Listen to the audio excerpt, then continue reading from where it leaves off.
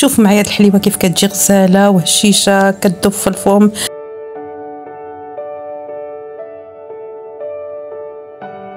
السلام عليكم خواتي خواتاتي، كيف نتوما؟ كنتمنى لكم تكونوا بخير وعلى خير. اليوم جيت عندكم وجبت لكم هاد الحليوه اقتصاديه وسهله للتحضير.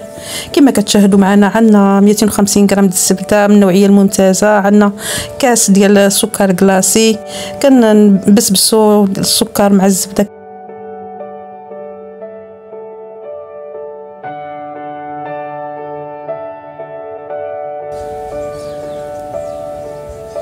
كنزيد لهم واحد 4 كاس الزيت، زيت المائده، واحد 4 كاس الزيت. كنخلطوا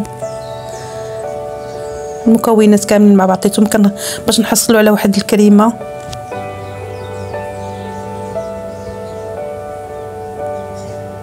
حلوه اقتصاديه ولذيذه دوازاتي.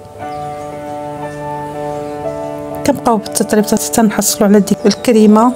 بعد ما حصلنا على الكريمه عندنا واحد 2 بيضات، كنديروا 2، كنحتفظوا بالبيض.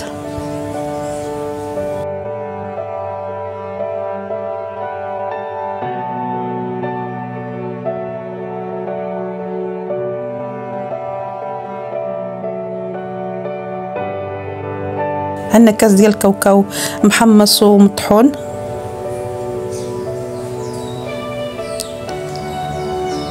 كنضيفوا له الطحين تدريجيا، كيمشي بشويه بشويه على حسب الخليط وحسب البيض. عندنا واحد الكيس الخميره الحلويات. كنجمعوا هاد المكونات كاملين بين الصبعين ديالنا تنحصلوا على واحد العجين، وحنا ماشيين بشويه بشويه. كنديروا الطحين، زدنا الكاس الثالث كما كتشوفوا، كنعجنوها بالاصابع ديالنا. الكاس الرابع كما كتشوفوا 4 الكيسان، وزدنا واحد 4 الكيسان وربع. احنا حصلنا على هذا العجين بحال هكا.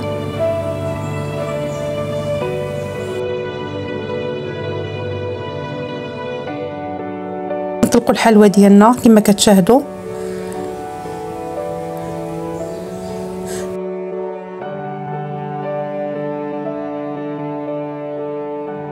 على هذه الطريقه عندنا الكاس ديال حياتي كما كتشوفوا.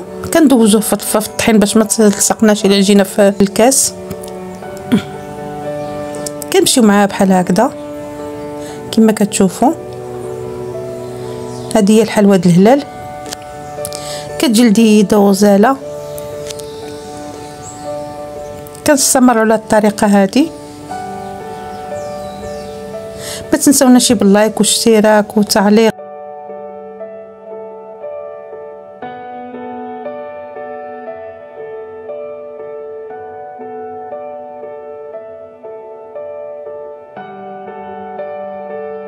كنستمروا على الطريقه هذه.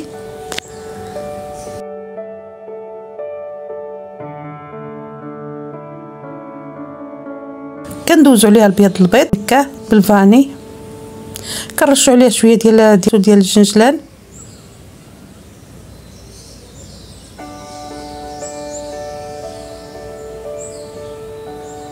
كتجي لذيذه وهشيشه. كنتمنى لكم تجربوها.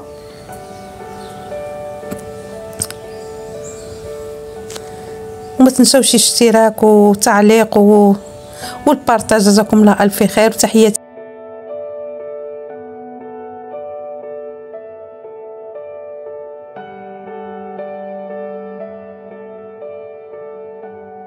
شكرا للاخوان كاملين، شكرا لكم جميعا.